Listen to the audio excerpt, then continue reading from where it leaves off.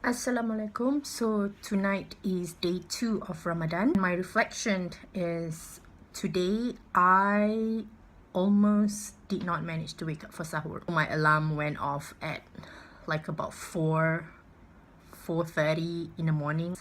I was aware of it, and then I just told myself that okay, I'm just gonna close my eyes for 5 more minutes before I got up, and the next thing I knew it was already 5:20. So lesson learned, like don't even let that sleepiness sets in. Don't even talk yourself out of it. Also, sleep early. Today I only managed to recite 4 pages of Quran for Zohor.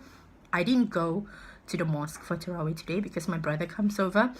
So we had a small family Jama'ah of Tarawih, which I think also is the first time.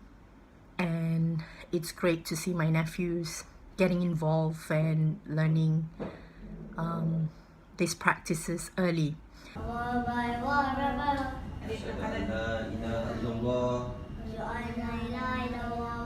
وأشهد أن محمد رسول الله حي على الصلاة حي على الفلاح قد قامت الصلاة قد قامت الصلاة الله أكبر الله أكبر لا إله إلا الله. I sort of decided to cook a salt attempt of salted fish fried rice, which didn't really taste that well.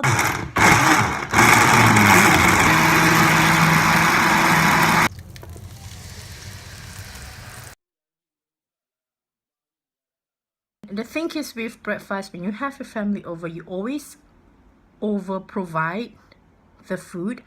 I thought that the fried rice that I was gonna cook is not gonna be enough, so I made Fauzi bought some other stuff to for my brother and his family, because I was kind of worried that there will not be enough food. The thing is with breakfast and Ramadan, there will always be enough food and there will always be a lot of food, and I don't like to waste food. In fact, today I had a lot of conversations with my friends about people who are in need and people who can't even afford to put food on the table, that they're struggling to put food on the table. We are in Singapore, like people will have congregation and feast. I used to remember when I was young, we used to have congregations too at the void deck, and people will bring food and everybody will just share and exchange food, and there will be a lot of food. Even though if you just provide a little bit, it will end up to be in abundance. Every rumah kenduri you have to follow the kampung style tau. Imagine malam raya tu kita pergi kenduri at least ada 7 rumah. Sekejap. I mean dia jemput lah. Adat Yeah. And every house ada food. However, I would like to also point out that having gone through all the conversations that I have with my friends today, like there is no reason that someone in Singapore would go to bed starving or just struggle to put food, because I think we waste a lot of food, and like there is just excessive amount of food. You don't have to wait to help feed another person. You don't have to wait for Ramadan actually. If you know, social media just connects us very effectively now. So if you see anyone on your social media and you know that person, maybe because she lives next door to you or something like that, and if you can help, just help. You don't have to wait for an organization or people to share with you that there are people out there who needs help. You can help. Start small. I think every one of us have a little bit something more to give to someone.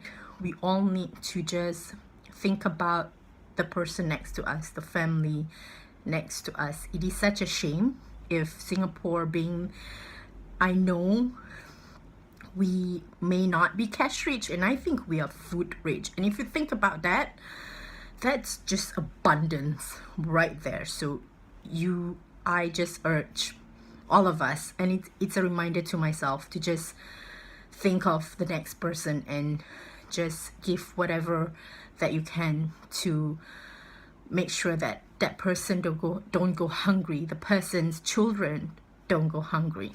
I learned something. I stumbled upon an article online, and I thought that kind of sums up of what I shared about yesterday, about small task that you do that builds up if you do it consistently. For all of us who gets overwhelmed this month or find it a bit more struggle or a bit more challenging, go read that article and just start small.